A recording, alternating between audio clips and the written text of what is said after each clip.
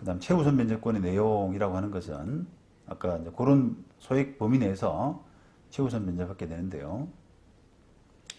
뭐 내용이 또 반복되고 있어요. 2005년도 대법원 판결.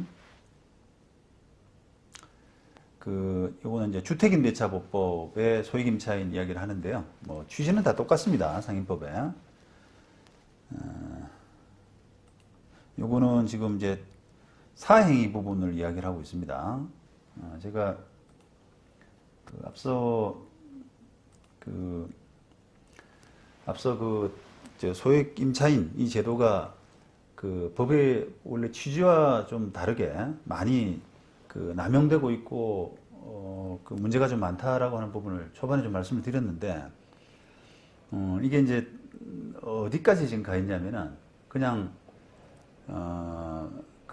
아예 이제 소액 임차인으로서 그러니까 경매 개시 결정되기 전에 소액 임차인으로 들어가면은 그 사람은 일정 부분 금액이 보장된다라고 하는 그런 부분을 어떻게 보면 법의 취지와 달리 무작정 이렇게 막 맹신하고 또는 남용하고 하는 그런 현상들이 너무 이렇게 광범위하게 퍼져 있어서 경매 개시 결정되기 전에 아예 그냥 대놓고 그런 사람들을 모집하는 사람들이 있어요. 어차피 이건 뭐 경매로 넘어가서 내가 날릴 물건들이기 때문에 여기서 충분히 빼자.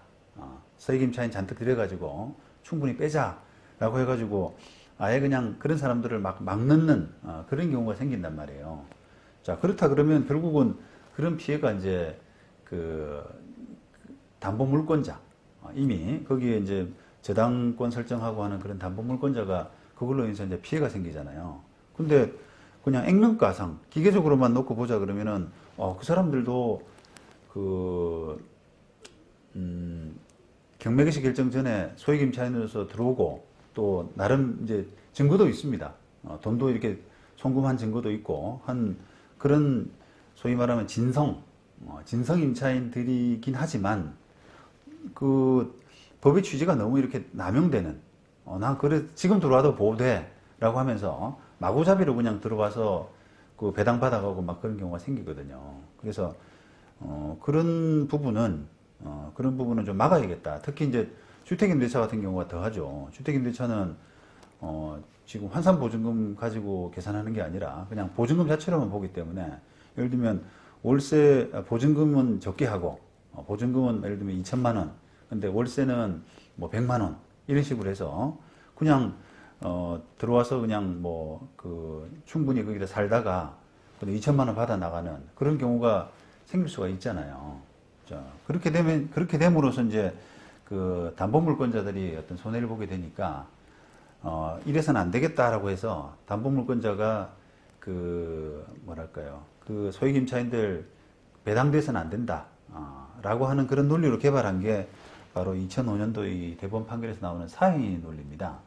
사행위 취소의 논리인데 이게 지금 상당히 많은 경우가 인정이 되고 있어요. 그래서 이런 부분에서 조금 주의해야 될 이 경매를 앞둔 이런 부동산 이해관계를 맺게 되는 사람들은 좀 주의해야 될 필요가 있는데요. 자 보시죠. 이렇게 이제 소액임차인으로서 소액임차인을 들이는 그런 행위 이런 부분은 채무 초과 상태에서 만약 이루어졌다 그러면 일종의 이제 이런 담보 행위가 되잖아요. 물권자가 되기 때문에 일종의 최우선 변제권으로서 담보를 취득하는 꼴이 되기 때문에 채무 초과 상태에서의 담보 제공 행위로서 이거는 채무자의 총재산 감소를 초래하는 행위가 되고 따라서 임차권 설정 행위는 사행위 취소 대상이 된다라고 일단 판단했고요. 자, 사행위 취소인 경우에 채무자 야기는 지금 추정되고, 그죠? 채무자 야기는 추정되고, 채무자는 뭐 이 사건에서는 그냥 건물주라 보시면 되겠습니다. 건물주 야기는 추정되고, 세입자를 들인 사람이죠. 그거는 자기가 채무 초과 상태인 걸 알고 하잖아요. 예, 당연히 추정되고, 그 다음에 수익자인 임차인의 악의 또한 우리가 사실상 추정이라는 표현을 쓰는데 이것도 역시 사실상 추정된다고 할 것이지만 다만 이런 법적 요건을 갖춘 임차인에 대해서 선행의 담보권자에 우선해서 소액보증금을 회수할 수 있도록 한 그런 입법 취지도 있지 않습니까? 소액임차인 보호라고 하는 그런 입법 취지를 다 감안하면, 종합하면 어떻게 해석해야 되는 것이 맞느냐, 이 소액임차인으로서 임대차 계약을 한 것이 사행이냐 아니냐를 판단함에 있어서 이런 그 소액임차인 제도를 종합해서 판단한다면 이런 임차권을 취득하려고 하는 이런 사람은 그 자신의 보증금에 대해서 내가 소액임차인이니까 나중에 돌려받을 수 있어, 일정 부분은 돌려받을 수 있어 라고 하는 그런 법에 대한 신뢰가 있을 거 아니겠어요. 그래서 상당한 신뢰를 갖게 되고, 따라서 임대인의 채무 초과 상태 여부를 비롯한 자신의 임대차 계약이 사행위가 되는지에 대해서 통상적인 거래 행위 때보다는 주의를 덜 기울이게 될 것이기 때문에 수익자인 임차인의 선의를 판단함에 있어서는 실제로 보증금이 지급되었는지, 또 보증금 액수는 적절한지, 그 다음에 등기부상 다수의 권리 제한 관계가 있어서 임대인의 채무 초과 상태를 의심할 만한 사정이 있었는데도 굳이 임대차 계약을 체결할 사정이 있었는지, 또 임대인과 친인척 관계 같은 특별한 어떤 관계는 없는지, 이런 부분들을 종합적으로 고려해서 판단해야 된다라고 하는 그런 결론을 내렸습니다.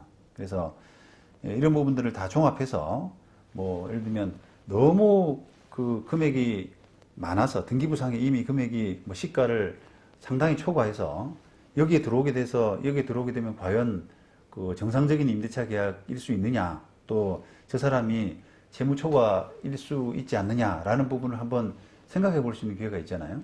그러니까 그런 부분들, 그 다음에 그 임대인과의 관계, 친인척 관계, 이런 부분들, 그 다음에 또 보증금 실제로 건너갔느냐라고 하는 그런 관계들을 좀 종합해서 판단을 하라라고 하는 그런 어떤 기준, 판단의 기준을 제시한 거라고 할 수 있습니다.